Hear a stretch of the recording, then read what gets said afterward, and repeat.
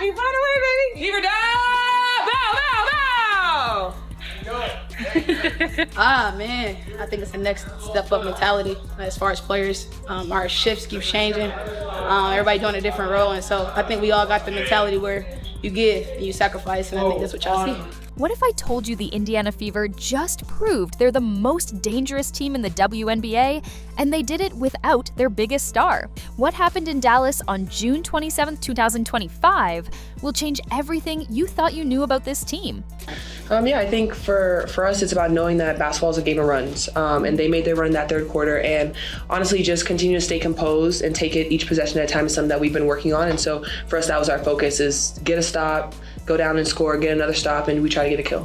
Finding out this morning that we probably need to hold out again today, it really is a day-to-day thing, and I think for us, making sure that we're prioritizing her long-term health and wellness.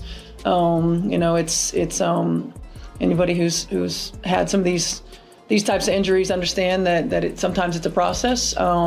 She's a quick healer, and she's been doing everything that she can to get back on the floor. So, we just want to make sure that we're hypersensitive to the big picture. Before we dive into this incredible story, make sure you hit that like button and subscribe, because what you're about to hear will blow your mind. Picture this absolute chaos. The Dallas Wings make the biggest gamble in franchise history. They move their game from the cozy 7,500-seat College Park Center to the massive American Airlines Center where the Mavericks play. We're talking about a 20,000-seat arena. That's not a decision you make lightly. You only do that when you know something historic is about to happen.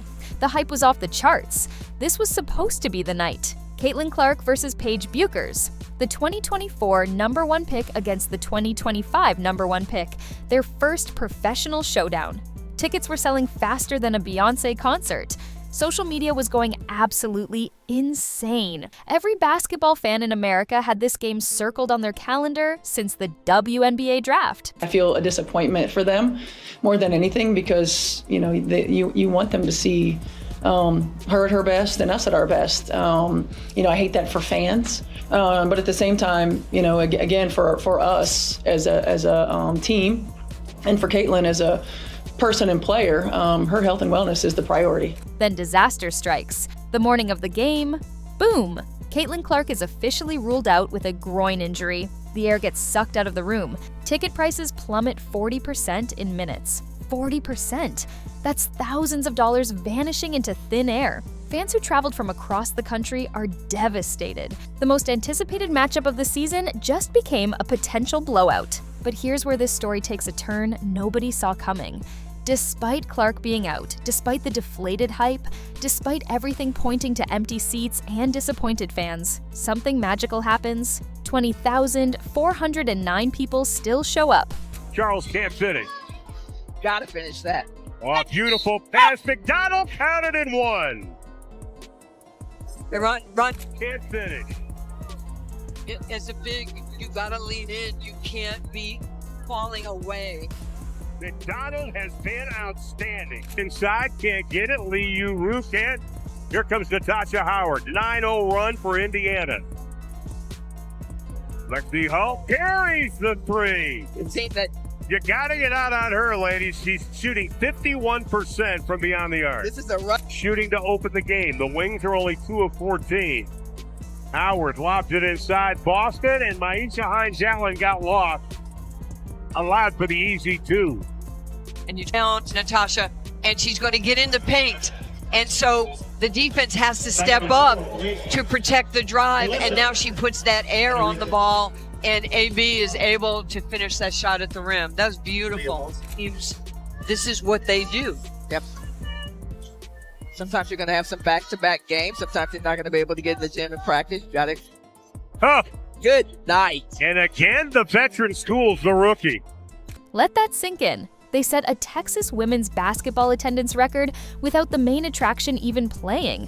That's the 8th regular season game in WNBA history to break 20,000 fans. The Dallas Wings are licking their chops.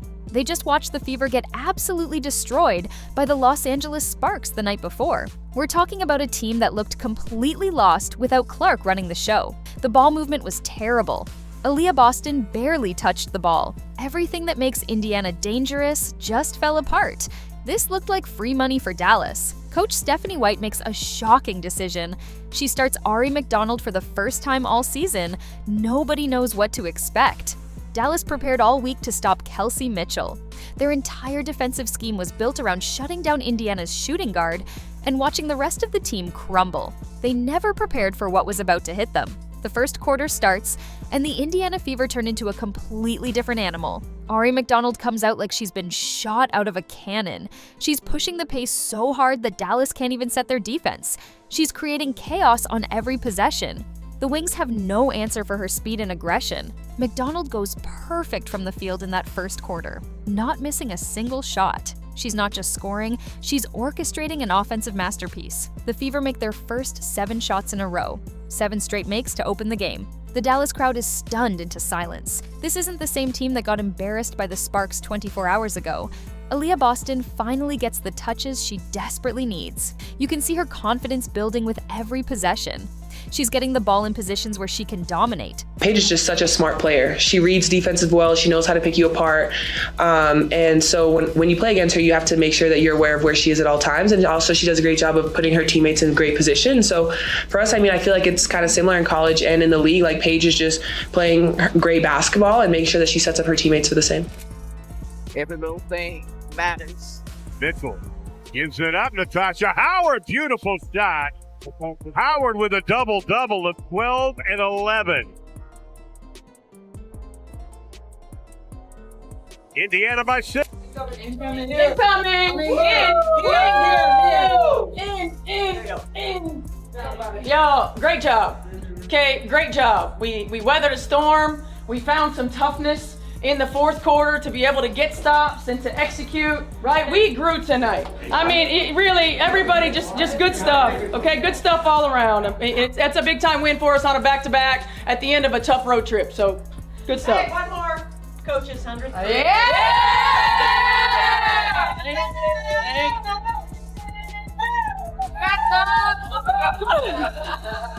All right, let's go. Here we go. Together, 3, 1, 2, 3. There were a lot of Fever fans today at the game. What does it mean to you to just have their presence with you wherever you go? Every game is a home game. I think you see that. People show up, they show out. I think it's great for this league, just people continuing to come to games and watch, because I think when people show up to watch a game, they might have came for one person, but they leave liking many more. And so I think that's the way you look at it, right? You've had this arena that's filled and people are coming in, they're like, whoa, I like her, she's tough. And so I think it's just great for the game. The Wings have to respect McDonald's speed, which gives Boston more room to operate. She's scoring at will and grabbing rebounds like her life depends on it. By the end of the first quarter, Indiana leads 33-13. They just outscored Dallas by 20 points in 12 minutes. Even the Dallas fans are standing and applauding. You don't see that kind of respect from opposing fans unless they're witnessing something truly special. Likewise, I take pride in wanting to see people I've never seen before. So when you see different players that you admire and they want to support us, it's kind of like, oh man, they actually take heed to what we do and what we bring to the table as a league. Like she said, you kind of appreciate the fact that people want to watch us play, and it kind of brings confidence to the game, so to speak. So it's a really good thing. Kelsey Mitchell starts heating up in ways that make you forget Clark isn't even playing. She drops 10 points in the first quarter alone, but she's doing it within the flow of the offense. This isn't hero ball, this is beautiful basketball. 5 players moving as one unit, creating opportunities for each other. Then Dallas starts their comeback. They figure out how to attack Indiana's defense. The shots that weren't falling in the first quarter start dropping. You can feel the momentum shifting. That comfortable lead starts shrinking fast. This is exactly where the Fever usually fall apart without Clark. Paige Bueckers puts on an absolute clinic. She scores 27 points and makes WNBA history with a stat line that's never been done before. 25+ points, 5+ assists, 2+ steals, 2+ blocks, and 0 turnovers. 0. That's video game numbers. She's doing everything humanly possible to bring Dallas back. The Wings cut the lead to single digits. The crowd is going wild. You can feel that familiar panic setting in. This is the moment where Indiana always crumbles. The pace slows down, players start pressing, bad decisions start piling up. Everything that went wrong against the Sparks is creeping back. Did you kind of feel a sense of urgency there that the team responded to, I guess? Great use of the word urgency. That's honestly been the topic of conversation for us, is making sure that we have a sense of urgency on the offensive end, on the defensive end. And once again, leads did slip away in this game and last game, but for us it's about making sure that we turn that page, we get back the lead, we keep it, we get big defensive stops. And you understand, and once again, it's a game of runs, and you just have to make sure that you have the best one at the end. But Kelsey Mitchell refuses to let this slip away. She goes into complete takeover mode. She's hitting shots from everywhere on the court. Pull-up threes, mid-range jumpers, floaters in the lane. She finishes with 32 points on 11 of 17 shooting. More importantly, she's making the right play every single time. The fourth quarter becomes a heavyweight fight. Dallas actually takes the lead with under 6 minutes to play. The crowd explodes. JJ Quinterly hits a jumper and converts the and one. The Wings put together a 13-5 run. This is their moment. The comeback is complete. Then Natasha Howard steps up huge. She scores 8 points in the final minutes, including multiple clutch baskets when Indiana absolutely needs them. Aaliyah Boston makes defensive stops that save the game. She's battling in the paint against her former teammate, Nalissa Smith, who the Fever traded to get Sophie Cunningham. The final score, Indiana 94, Dallas 86. The Fever survive and advance. They improve to 8-8, keeping pace in the Eastern Conference playoff race. But the score doesn't tell the real story of what happened in that arena. After the game, Aaliyah Boston walks up to the microphone. Reporters are asking about playing without Clark.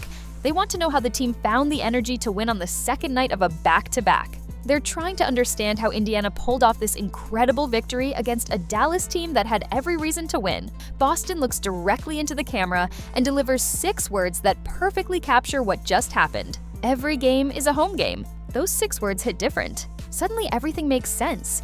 The energy in the arena, the confidence this team played with, the way they refused to back down when Dallas made their run. Boston explains that Fever fans travel everywhere. They create that home court advantage no matter what arena they're playing in.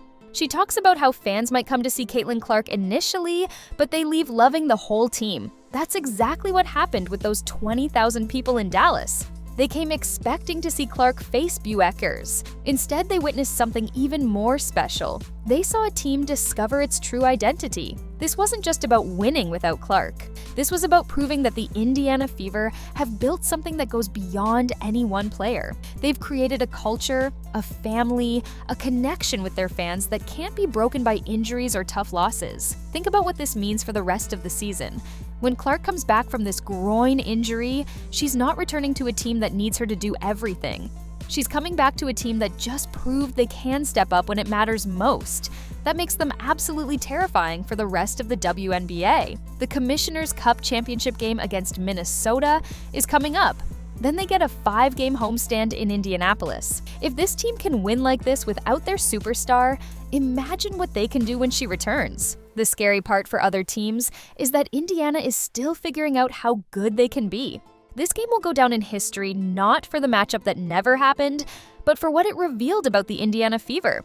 They're not just Caitlyn Clark and friends, they're a complete team with championship DNA. They have multiple players who can take over games. They have a coach in Stephanie White who knows how to make adjustments. Most importantly, they have a fan base that travels like no other in the WNBA. The Dallas Wings learned a harsh lesson that night.